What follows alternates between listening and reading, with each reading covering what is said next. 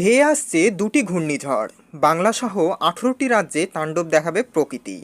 উত্তর থেকে দক্ষিণ আবহাওয়ার খামখেয়ালি কোনায় রীতিমতো অবাক দেশবাসী। মার্চ মাসের শুরু থেকেই দাপট দেখাতে শুরু করেছে গরম। তবে এরই মাঝে পাওয়া গেল আরও একটি খবর। একটি নয়, দুটি ঘূর্ণিঝড় ধেয়ে আসছে ভারতের দিকে। ঝড় বৃষ্টিতে আবারও লণ্ডভণ্ড হতে চলেছে একাধিক রাজ্য। এই পরিস্থিতিতে ভরা বসন্তেই তাণ্ডব দেখাবে প্রকৃতি, এমনটাই কিন্তু আবহবিদরা মনে করছেন। পশ্চিমবঙ্গের পাশাপাশি বাংলাদেশেরও কয়েকটি জেলাতে এর প্রভাব কিন্তু যথেষ্ট পড়তে পারে। উত্তর পূর্ব ভারতের প্রায় 18টি রাজ্যে প্রবল ঝড় বৃষ্টির সম্ভাবনা রয়েছে। আগামী 15ই মার্চ পর্যন্ত দুর্যোগের ঘনঘটা বজায় থাকতে চলেছে দেশের একটি বিশেষ অংশে। সুদূর ইরাকে তৈরি হয়েছে একটি ঘূর্ণাবর্ত, যা ক্রমেই ধেয়ে আসছে ভারত সহ ভারত মহাসাগরীয় উপকূলবর্তী অঞ্চলে, এবং যার ফলে ভারতের উত্তর বিভাগে সৃষ্টি হতে চলেছে ঘূর্ণিঝড়ের আশঙ্কা।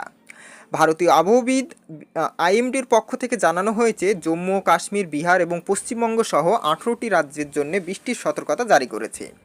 মৌসুম ভবনের পূর্বাভাস অনুযায়ী জম্মু এবং কাশ্মীর থেকে বিহার পর্যন্ত এলাকা, উত্তর পূর্বে পশ্চিমবঙ্গ এবং কেরালা থেকে তামিলনাড়ু পর্যন্ত বিস্তৃত ঘূর্ণাবর্ত কিন্তু থাকবে, আর যার ফলে 18টি রাজ্যে হবে বৃষ্টিপাত। অন্যদিকে একটি ঘূর্ণিঝড় বাংলাদেশ থেকে ভারতের দিকে কিন্তু অগ্রসর হচ্ছে, যার ফলে আগামী 5 দিন পূর্ব এবং উত্তর পূর্বের রাজ্যগুলিতে মাঝারি বৃষ্টিপাতের সম্ভাবনা রয়েছে। 12 থেকে 15ই মার্চ জম্মু ও কাশ্মীর, হিমাচল প্রদেশ, উত্তরাখণ্ড, দিল্লি, উত্তরপ্রদেশ, হরিয়ানা প্রভৃতি রাজ্যে বজ্রবিদ্যুৎ সহ বৃষ্টিপাতের সম্ভাবনা রয়েছে। অন্যদিকে পার্বত্য অঞ্চলে তুষারপাতের পূর্বাভাস দিয়েছে মৌসুম ভবন।